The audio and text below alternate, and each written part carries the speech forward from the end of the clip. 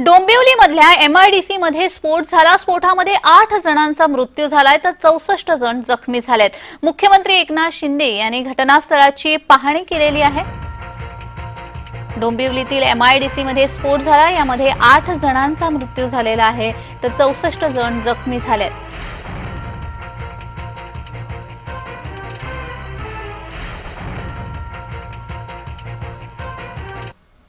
तुम्ही त्या फॅक्टरीत होते कामाला? हे आता जे स्फोट झाला तिकडे मी कुठे झाला? तुमच्या कंपनीचं नाव काय?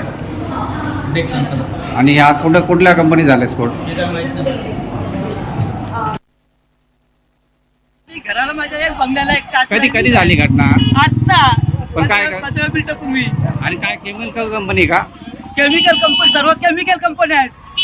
अच्छा, सर्व केमिकल कंपनी आहेत। किती वाजता घडली घटना? आता 15 मिनिटं पण नाही झाली। तुमचं घर तिकडे आहे का? बाजूलाच घर आहे माझं। ते काय कामाचं नाही? ही आग MIDC मध्ये लागलेली आहे। MIDC डोंबिवलीमध्ये आपली काही केमिकल फॅक्टरीज आहेत, तिकडे आग लागली आणि ब्लास्ट नंतर आजूबाजूच्या एरियामध्ये पण त्याचा इम्पॅक्ट झाला। या अनुषंगाने जे लोक इथे फसलेले होते त्यांना रेस्क्यू केलं गेलं आणि हॉस्पिटलमध्ये त्यांच्यावर उपचार सुरू आहे। बाकी फायर टेंडर्स मार्फत आग बुझवण्याची आपल्या यंत्रणामार्फत कारवाई सुरू आहे। एकदा MIDC चे अधिकारी पण इथे हजर झाले की नंतर आपल्याला टेक्निकल गोष्टी पाहता। डोंबिवली औद्योगिक वसाहतीच्या चौकशीचे आदेश मुख्यमंत्री एकनाथ शिंदे यांनी दिलेले आहेत। काल डोंबिवलीमध्ये स्फोट झाला, या स्फोटामध्ये 8 जणांचा मृत्यू झालेला आहे। डोंबिवलीमध्ये MIDC मध्ये अमोल राज म्हणून एक कंपनी आहे, त्याच्यामध्ये बॉयलरचा ब्लास्ट झालेला आहे। जिल्हाधिकाऱ्यांशी माझं बोलणं झालंय आणि तिथे सर्व रेस्क्यू टीम पोहोचलेली आहे। जिल्हाधिकारी तिथे पोहोचले आहेत, खासदार तिकडे पोहोचले आहेत, त्यामुळे तिथं आता सगळं कंट्रोलमध्ये आहे। कॅज्युअलिटी बहुतेक नाही आहे सुदैवाने, त्यामुळे बाकी सगळी रेस्क्यू टीम आपली पोहोचलेली आहे।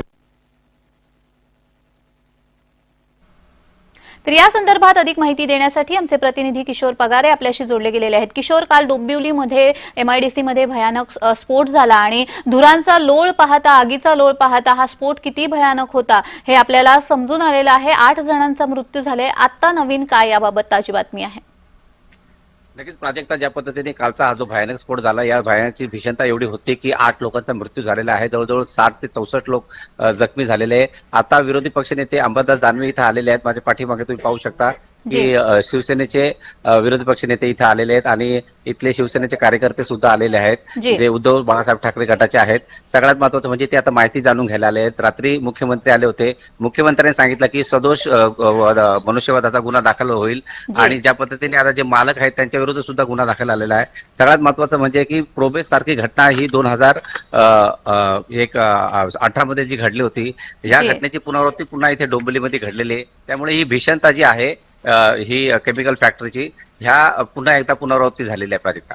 जी मात्र किशोर, मुख्यमंत्री एकनाथ शिंदे यांनी देखील चौकशीचे आदेश दिले। हा स्फोट कशामुळे झाला या संदर्भात काही माहिती आहे का?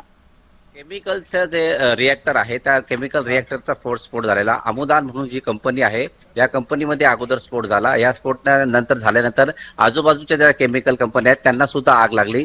या आगीची भीषणता एवढी होती की वित्तहानी भरपूर झालेली आहे आणि आजूबाजूचे नागरिक आहेत, नागरिक वस्त्यांमध्ये सुद्धा याची झळ पोहोचलेली आहे। लोकांच्या घराच्या काचा तुटलेल्या आहेत, अनेक घरांचं नुकसानी झालेलं आहे।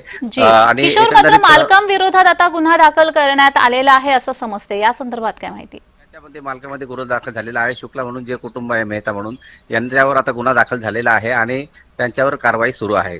प्राजक्ता, जी धन्यवाद किशोर, तुम्ही दिलेल्या सविस्तर माहितीसाठी।